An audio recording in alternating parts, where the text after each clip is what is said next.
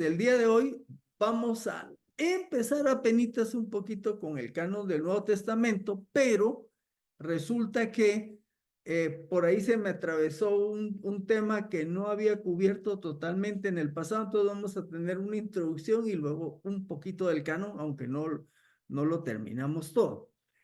Ahorita que empezamos, tengo aquí una diapositiva y como pueden ver ahí en esa radiografía, se mira un nenito del lado izquierdo y dice, es verdad, el hombre no puede dar a luz un hijo, pero desde que le dicen que va a ser papá, su hijo comienza a crecer en el corazón. Así que feliz Día del Padre a los que son padres. Y anoté ahí BOE. Eso quiere decir padres biológicos o espirituales, porque algunos tienen hijos biológicos y otros que se han dedicado a la enseñanza de la palabra y al discipulado tienen hijos espirituales. Así que para los dos grupos que pueden estar en una misma persona o distintas, un feliz día. Y entonces, antes de proceder con el canon del Nuevo Testamento, vamos a hacer un repasín por ahí del Antiguo Testamento y tiene que ver con la traducción al español del Antiguo Testamento que hemos dicho que se ha basado en lo que se llama el texto masorético. Aquí en esta diapositiva que luego se las mando está una página de la cual saqué pues una parte de la información. Todavía no explico qué es el texto masorético, pero sí hago una pregunta. ¿Es el texto masorético el más antiguo? La respuesta es no, no es el más antiguo. El texto masorético es el texto del Antiguo Testamento en hebreo. Aquí, en esta foto que les presento, son un par de laminitas de plata, ¿verdad? Que eran una especie de amuletos que los encontraron en un cementerio que el nombre es de Ketef Hinnom. Estos los encontraron y tienen grabados alguna parte del Antiguo Testamento. Uno de ellos tiene la oración sacerdotal de número 6, una parte. Estos dos amuletos están datados entre el siglo 7 y 6 antes de Cristo. Así que están considerados dentro de los fragmentos del Antiguo Testamento más antiguos que se han descubierto. Viajando un número de años después, vamos a tener, y han aparecido a través del tiempo distintos fragmentos, ¿verdad?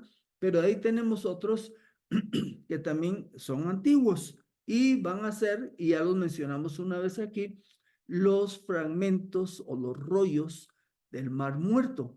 Esos rollos del Mar Muerto, ahí ustedes van a ver en el lado derecho donde esa sombra oscura que se mira ahí, pues es el Mar Muerto. Y a un ladito, ahí dice con K, Qumran, ¿verdad? Que son unas cuevas que les ilustro aquí. Teóricamente, pues esta es una foto de esas cuevas. Las cuevas de Qumran y se escribe con Q, ¿verdad? Ustedes pueden leer un poquito más ahí en Wikipedia. En 1947, un patojito, un pastor, encuentra las cuevas y algún investigador pues ya se conecta y empiezan a buscar y resulta que van encontrándose un buen número de rollos que contenían escritura del Antiguo Testamento. Esos son los llamados rollos del Mar Muerto y también es un grupo de documentos de bastante antigüedad. Están fechados entre el siglo III antes de Cristo al siglo I después de Cristo. Están conformados por una variedad que van desde pequeños fragmentos con unas cuantas letras hasta otros que son mucho más completos. Por ejemplo, uno de los más completos es el rollo de Isaías, que contiene pues el libro de Isaías. Estaba leyendo que ese rollo mide 7 metros de largo, porque recuérdense que eran rollos, ¿verdad? Entonces, si lo extienden, los 66 capítulos de Isaías miden 7 metros y es uno de los más completos de ese grupo. En total, reportan aquí los estudiosos que son unos 972 manuscritos, desde unos pedacitos hasta los más completos.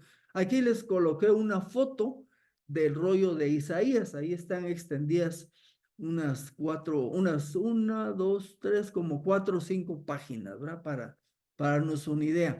Ahora, esto pues fue un hallazgo, ahora ya no nos hace mucha bulla, pero cuando fue el hallazgo fue sorprendente encontrar estos manuscritos y que fueran del siglo III antes de Cristo al 1 después de Cristo, porque los manuscritos del Antiguo Testamento que se conocían eran más o menos a partir del siglo 9, 10 en adelante. Así que encontrar estos de principios de la era cristiana fue un gran hallazgo. Después de los rollos del Mar Muerto, mencionan los historiadores que hay un periodo de silencio, o sea, de inicios de la era cristiana hasta más o menos el siglo 9 o 10, no hay mucho manuscrito que haya aparecido con el Antiguo Testamento. Y van apareciendo más o menos del siglo 9 en adelante. Por supuesto, estoy hablando en hebreo. Sí hay manuscritos de esa época en otros lenguajes. Por ejemplo, hay en griego, en latín, en siriaco, en etíope y otros idiomas. Sí hay, pero en hebreo no hubo mucho en esos primeros 9 siglos.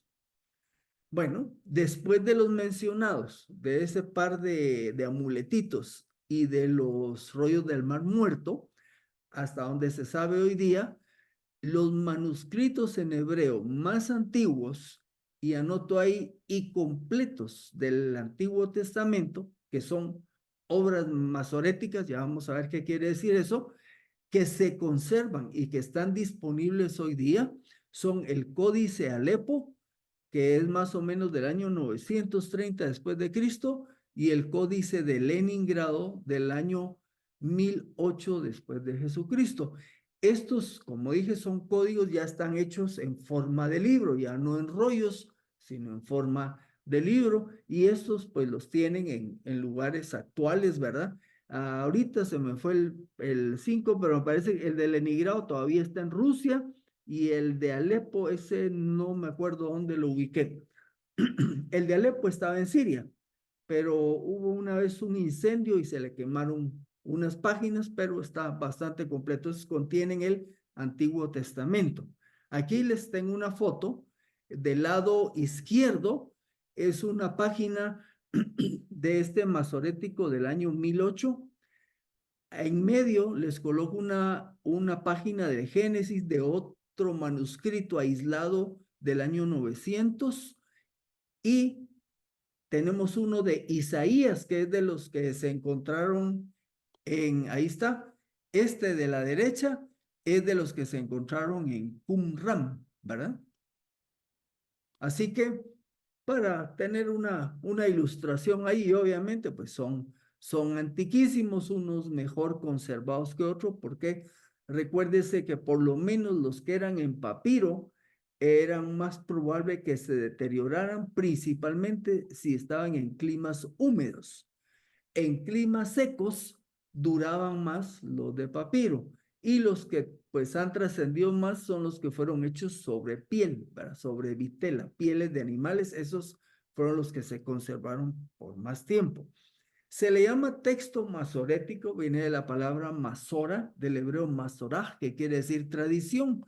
Se refiere a una doctrina crítica de los rabinos acerca del texto hebreo de la Biblia para conservar su genuina lectura e inteligencia. Esta definición es del Diccionario de la Lengua Española. A los escritores que hacían estas copias se les llamaba masoretas. Los masoretas o maestros de la tradición eran un grupo de eruditos judíos que trabajaron entre los siglos 7 al 10 en las ciudades de Tiberíades, eso queda ahí a la orilla del mar de Galilea, y en Jerusalén, y ellos fueron sucesores de los soferín o escribas, y tenían la responsabilidad de hacer copias fidedignas de las Sagradas Escrituras. Ahí la fuente es Wikipedia. Por cierto, se dice que estos masoretas eran tan delicados con su trabajo que producían una sección que habían copiado y contaban las letras, párrafos y todo para comparar que lo que acaban de copiar correspondía con de dónde habían sacado la copia. Eso lo que nos dice es que eran muy estrictos y dedicados para que sus copias fueran lo más fieles posibles. En resumen, como esto es solo la introducción, el texto masorético es la forma particular de la Biblia hebrea que se encuentra en los manuscritos masoréticos de los siglos 9 y 10 en adelante. Sí van a haber otras copias, pero estas que les dije son las más antiguas y bastante completas. Y este trabajo es fruto del genio o habilidad de los masoretas, que eran estos especialistas judíos textuales que estuvieron haciendo este trabajo entre el siglo 7 al 10 después de Jesucristo. Ahora, una cualidad más de este texto masorético, repito, es un texto en hebreo. Ahora, el hebreo como idioma es un idioma de consonantes, no tiene vocales. Por recordar algo, ¿se recuerdan del tetragramatón, que es el nombre de Dios, donde dice, de donde sacamos la palabra Yahweh? En realidad, allá en Génesis son 4 consonantes. YH, Yahweh, YHWY. Ahí me corrige después si me equivoqué, Estuardo. Ahora, no tiene vocales. Entonces, ¿cómo era que hablaban los hebreos hebreo? Porque oralmente o de memoria, desde chiquitos, aprendían, pues, por decirles una cosa, que Yahweh, aunque eran 4 consonantes, sonaba Yahweh, ¿me explico? Pero el idioma hebreo escrito no tenía vocales. Entonces, una de las ahí está, mira, YHWH, cabal, la última era la que me pifié. YHWH, Yahweh. Bueno, este texto masorético, ¿qué otra modalidad tuvo? Que estos masoretas, ahí les voy a enseñar una pequeña foto, le incorporaron al texto de esta Biblia hebrea, le incorporaron las vocales para que cuando alguien lo leyera, pues ya supiera cómo se pronunciaba. Y aparte hicieron otras anotaciones abajito y a los lados que no eran parte del texto del Antiguo Testamento, pero era para explicar y orientar para los que iban a estudiarlo. Bueno, así que el texto masorético está en hebreo y le agregaron el poder tener ya las vocales. Y aquí les enseño un pedacito de texto, obviamente. Yo no sé hebreo, no sé si ustedes también, pero aquí donde están estos cuadritos rojos son pequeñas anotaciones que hicieron para agregarle los sonidos de las vocales. Entonces, esta es otra cualidad que tiene el texto masorético, ¿verdad? Así que incluyeron acentos también. Bueno, ¿por qué tanta vuelta? Porque resulta que de este texto masorético, que puede ser de Leningrado, de Alepo u otros que se han producido, es de donde proviene la traducción al español de nuestro Antiguo Testamento. O sea, Casiodoro de Reina utilizó el texto masorético para pasar al español el Antiguo Testamento desde el hebreo, y a otros idiomas hicieron lo mismo. Así que, para cerrar esta introducción, en cuanto a la preservación del texto, ¿cuál fue la relevancia de los ríos del Mar Muerto? Bueno, el punto es este. Como este texto masorético era del siglo 9 o 10, una pregunta es, ¿y cómo sabemos que estos masoretas copiaron bien?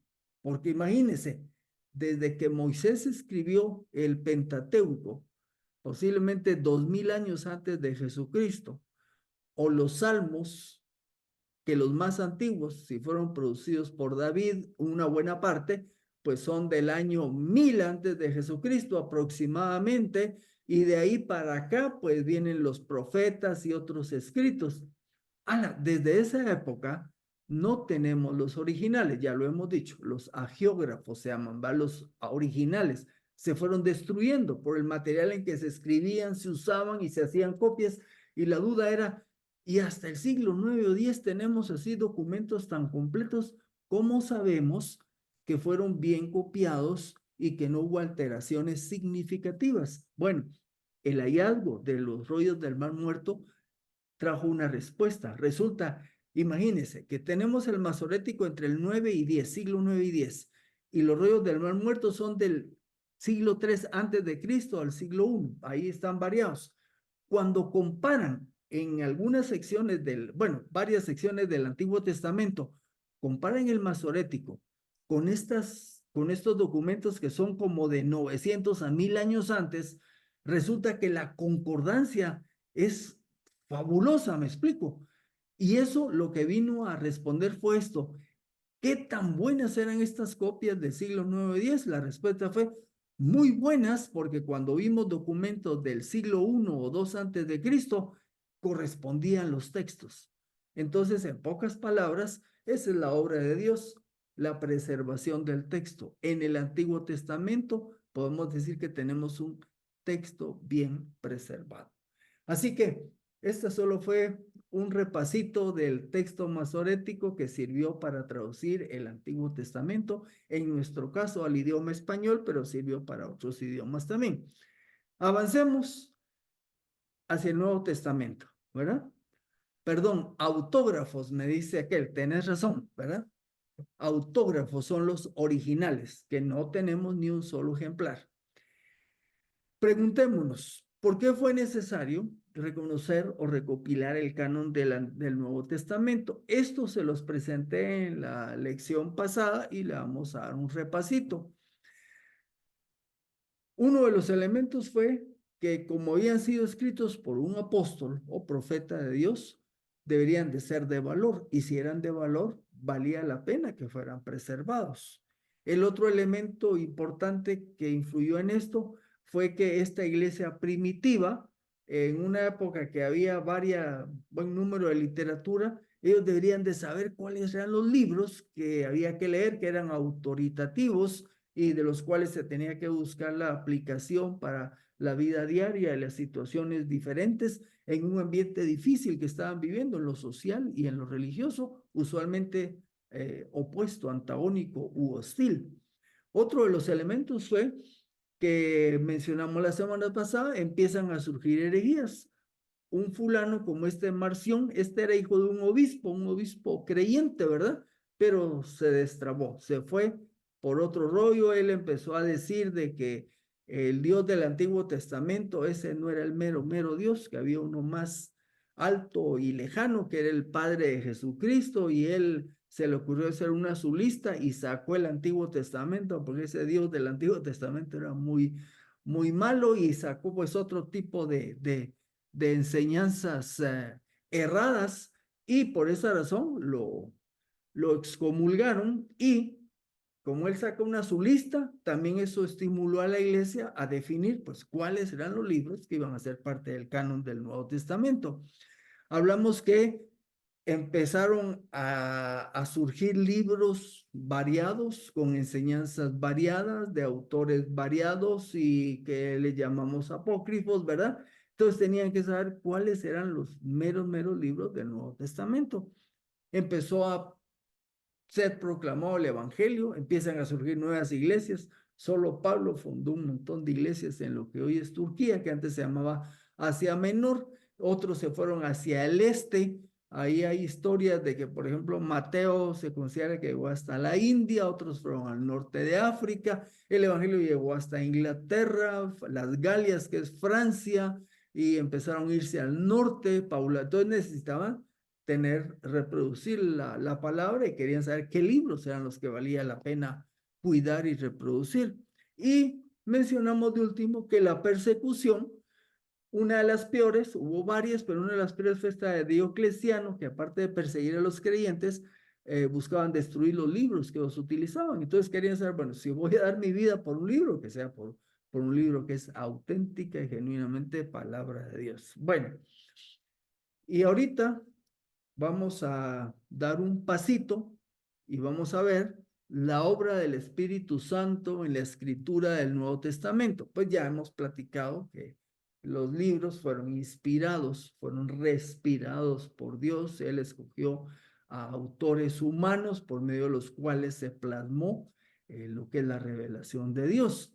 Bueno, se nos enseña en Juan que el Espíritu Santo hizo un trabajo de enseñar y recordar las enseñanzas de Jesús. En San Juan 14:26 dice, pero el Consolador, el Espíritu Santo que el Padre enviará en mi nombre, Él les enseñará todas las cosas y les hará recordar todo lo que yo les he dicho. Pero no solo les iba a recordar lo que Jesús había enseñado, sino también iba a traer información, revelación adicional. Y esto lo vemos en Juan 16, 13 y 14. Y cuando venga el Espíritu de verdad, Él los guiará a toda la verdad. Pues no hablará por sí solo, sino hablará todo lo que oiga. Es esa revelación que iba a dar a través de los escritores que iba a seleccionar y les hará saber las cosas que han de venir. Él me glorificará porque recibirá de lo mío y les hará saber. Así que podemos ver que la escritura del Nuevo Testamento, en el caso del Nuevo Testamento, recayó fundamentalmente en los apóstoles y en algunos casos creyentes asociados a ellos. Ahorita explico esto. Veamos ya aquí algunos libros del Nuevo Testamento. Les voy a mencionar esta lista. Mateo, Juan, y aquí viene una lista de 13. Romanos, 1 y 2 de Corintios, Gálatas, Efesios, Filipenses, Colosenses, primera y segunda de Tesalonicenses, primera y segunda de Timoteo, Tito y Filemón. Estos desde Romanos hasta Filemón, 13 cartas. Esas son de Pablo. Santiago, el escritor es Santiago. Primera y segunda de Pedro, Pedro. Primera, segunda y tercera de Juan y Apocalipsis, Juan. Todos estos, pues, eran apóstoles. Ahorita puede surgir una inquietud, ¿verdad? ¿Qué nombre dentro de esa lista les parece extraño? Bueno, podría ser Santiago, porque, y esto lo saqué de una parte del libro de la teología sistemática de Gruden, y él incluye a Santiago como la lista de los apóstoles. Entonces, aquí no me voy a pelear por esto, solo les presento una opinión. En Gálatas 1:19, Pablo dice que cuando después de su conversión y que fue a Jerusalén, dice, no vi a ninguno otro de los apóstoles sino a Jacobo. Entonces, como dice que no vio a los otros apóstoles sino a Jacobo, parece insinuar que Jacobo estaba dentro del grupo de apóstoles. No como los 12 apóstoles originales y que después pues, fue sustituido Judas, sino un apóstol quizás que surgió después como lo fue Pablo. Luego, en el concilio de Jerusalén, en Hechos 15:13, dice que cuando terminaron de hablar, Jacobo respondió diciendo, hermanos, óiganme. Bueno, ustedes saben que en el concilio de Jerusalén, ahí ya estaba precedida de alguna manera la iglesia de Jerusalén y era Jacobo. Jacobo es el mismo Santiago que escribió la epístola de Santiago. El nombre es lo mismo, Jacobo y Santiago. El hijo de Andreita también se llama Santiago porque se llama Jacobo, ¿verdad? Bueno, y anoto ahí que Grudem incluye a Santiago Jacobo como apóstol. Otra cita, Gálatas 2:9a, cuando percibieron la gracia que me había sido dada, Jacobo, Pedro y Juan, y puse Jacobo en amarillo, ¿eh? Quienes tenían reputación de ser columnas, nos dieron a Bernabé y a mí la mano derecha en señal de compañerismo. Bien, al final podemos platicar de esto. Hace años, cuando se puso de moda, que aquí a un buen número de pastores los empezaron a nombrar apóstoles, ¿verdad? Y todavía al día de hoy, pues son pastor, doctor, apóstol, tienen un montón de títulos. Surgió la duda de si podían haber apóstoles todavía y en las iglesias, pues las conservadoras definieron apóstoles los que están en la escritura, básicamente eran los 11 con excepción de Judas y del otro que eligieron, que no se supo mucho, y Pablo, que era el apóstol de los gentiles. No se mencionó mucho el caso de Santiago, solo presento. Grudem lo pone dentro de esa lista. Ahora, con la lista de libros que yo les mencioné, van a haber otros que no fueron libros del Nuevo Testamento que no fueron escritos por apóstoles. Bueno, si no le convence esto que hablamos de Santiago, lo puede colocar en la siguiente lista. Los otros fueron escritores asociados a un apóstol. ¿Qué libros nos faltaron de la lista que yo les enseñé aquí? Pues nos faltó Marcos, el Evangelio de Marcos, el Evangelio de Lucas, el libro de los Hechos, Judas, Santiago, si quiere ponerlo ahí, y Hebreos. Bueno, en el caso de Marcos, se reconoce que él, su asociación con un apóstol fue con Pedro. O sea, la tradición nos dice que Marcos estuvo trabajando con Pedro y de ahí es que es un autor, digamos, que califica dentro de esto. En el caso de Lucas, que escribe Lucas y Hechos, Lucas estaba asociado con Pablo, viajaron juntos, convivieron juntos. Y aquí le vuelvo a poner a Santiago. Si no le parece la parte que lo ponen como apóstol, pues Santiago y Judas, ya mencionamos a Santiago, ambos eran hermanos de Jesús. Nos queda un libro, Hebreos. En Hebreos no sabemos quién es el autor.